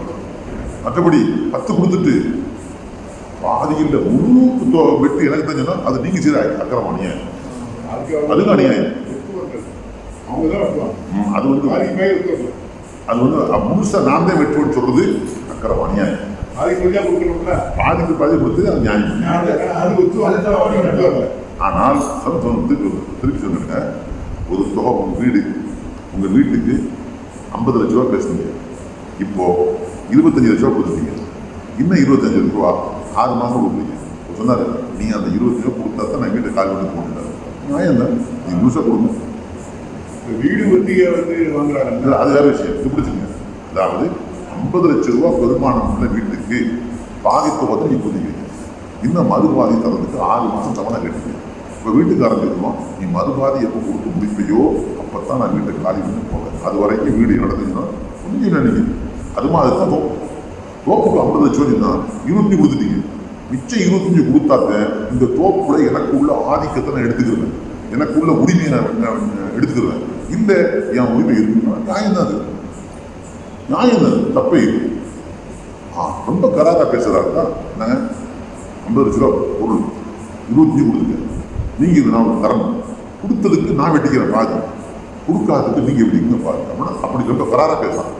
பொதுவான பேச்சு என்ன, காசை புதுசா கொடுக்குறதுக்கு நீங்க அவருக்கு தான் சொல்லுவாங்க, அதான் பொதுவான பேச்சு. சரியா சொன்னீங்க, பயன்படுத்திக்கிட்டு இருக்கக்கூடிய நகைக்கும் ஜக்காத் கொடுக்கணும். நம்ம ஊர்ல பொதுவாகவே பயன்படுத்திட்டு இருக்கிற நகைக்கு கொடுக்கறது கிடையாது. இப்போ இதை பார்த்துட்டு கொடுக்கணும்னு நினைக்கிறவங்க மனம் மாறி இருப்பாங்க. இப்போ இதுவரைக்கும் கொடுக்காத இதையும் ஒரு கடன் மாதிரி தானே, அதையும் சேர்த்து கொடுக்கணுமா இல்லை அதுக்கு? ஆனால் தம்பி கேட்கக்கூடிய கேள்வி அதை வந்து இல்லை, நம்ம என்னைக்கு இந்த ஹதீஸ்லாம் சொல்ல ஆரம்பிச்சோம், அடுத்து ஒரு 15-16 வருஷம் சொல்லும்போது செய்தி சொல்ல ஆரம்பிச்சோம். ஆரம்பத்தில் ஃபஸ்ட்டு 1 வருஷம் 2 வருஷம் யோசிச்சாங்க. அப்புறம் அந்த ஹதீஸ்லாம் ஆதாரப்பூர்வமான ஹதீஸ்லாம் மக்கள்கிட்ட எடுத்து வச்சுக்கோங்க. கணிசமான மக்கள் பிறந்த உள்ளதோட அணிகின்ற ஆவணத்துக்கு ஜகாத் கொடுத்து நம்ம ஊரில் கணிசமாக கொடுக்குறது. கிட்டத்தட்ட என்னுடைய கருத்துப்படி, என்னுடைய கணிப்பின்படி 95% மக்கள் ஜகாத் கொடுத்துருக்கு. 5% மக்கள் தான் சில வற்புறுத்தலாம் அமைதியாக இப்படி அவங்களுக்கு கூட கொடுக்கணும்னு முன்வர்றாங்க. இப்போ இந்த நிலையில பெரும்பாலும் கொடுக்க ஆரம்பிச்சாங்க. ஒருவேளை ஒரு பேச்சுக்கு யாரோ ஒரு கடந்த வருடங்கள் கொடுக்காம இருந்தார், இப்போ தான் கொடுக்குறோன்னா கண்டா மன்னிக்க கொடுப்பாங்க, இப்போ எதுவும் கொடுக்காத கடந்த வருடங்கள் கூட அவசியம். ஆனால் இது வரைக்கும் தெரியாமல் இருந்தார், இப்போ கொடுக்க கூடாது, இனிமேல் ஸ்டார்ட் ஐயா அதை சொல்லிட்டு ஆரம்பிச்சுட்டு பையன் ஆரம்பிச்சுட்டு தான் ஸ்டார்ட் பண்ணி வச்சுக்கலாமா? நாளைக்கு அதையும் சொல்லுவோம், நாளைக்கு சொல்லுவோம் சார்.